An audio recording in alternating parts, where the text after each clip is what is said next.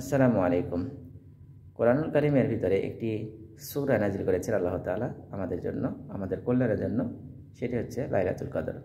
লাইলাতুল কদর সম্বন্ধে আল্লাহ তাআলা আমাদেরকে জানিয়ে দিয়েছেন এই জন্যই, যাতে করে আমরা এই কদর থেকে, দুর্ভাগ্যবশত আমরা এই কদর থেকে যাতে দূরে সরে না যাই এবং এই কদরটি যাতে আমরা পেয়ে যাই, এর জন্য আল্লাহ তাআলা কোরআনুল কারীমের ভিতরে সুসংবাদটি আমাদেরকে দিয়ে দিয়েছেন। আমরা যদি চেষ্টা করি এই রাতের 5টি রাত, আমরা যারা আরব দেশে আছি তাদের জন্য আরও বেশি সৌভাগ্যবান তারা, কারণ এই 5টি রাত আমরা যদি জাগতে পারি কিছু সময়, তাহলে অবশ্যই আল্লাহ তাআলা আমাদেরকে এই রাতটি নসিব হয়ে যেতে পারে ইনশাআল্লাহ। যারা দেশে রয়েছেন তাদের জন্য এই 10টি রাতই জাগা কর্তব্য তাদের, কারণ আমাদের এখানে যখন বেজোর রাত্রি, বাংলাদেশে কিন্তু জোর রাত্রি, এই জন্যে ওলামায়ে কেরামরা বেশিরভাগ ফুকায়ে কেরামরা বলেছেন যে লাস্টে যারা বাংলাদেশে বসবাস করবেন বা আরব দেশ ছাড়া অন্য দেশে বসবাস করবেন, তারা লাস্টের 10 রাত্রিতেই তারা জাগার চেষ্টা করবেন। আল্লাহ পাক ভালো জানেন।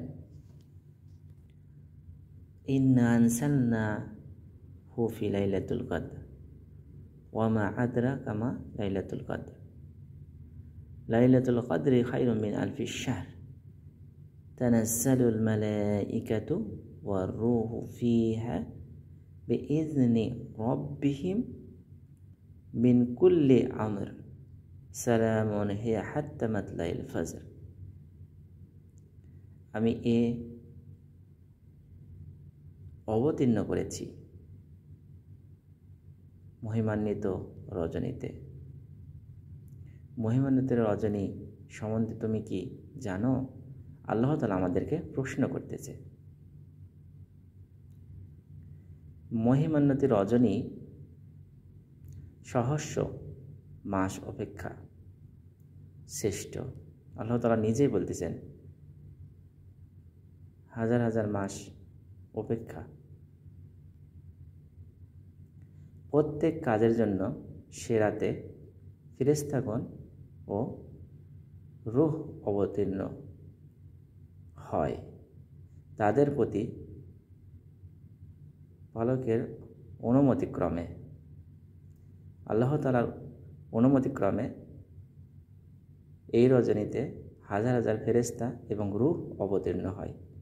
সুবহানাল্লাহ।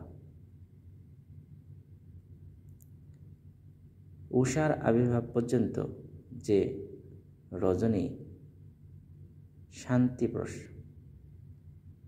তার মানে ফজরের আগ পর্যন্ত আল্লাহ তাআলা এই রজনীতে আমাদের উপর রহমত নাজিল করতে থাকেন। আমরা যেন এই রহমত থেকে অবশ্যই বঞ্চিত না হই, চেষ্টা করব। আল্লাহ তাআলা এই কোরআনুল কারীমের ভিতরে যেই সূরাটি নাজিল করেছেন আমাদের জন্য, এই সূরাটি অবশ্যই আমাদের কল্যাণের জন্য আল্লাহ তাআলা নাজিল করেছেন। আমরা যেন চেষ্টা করি সবাই এই কোরআনটুকু তেলাওয়াত করতে।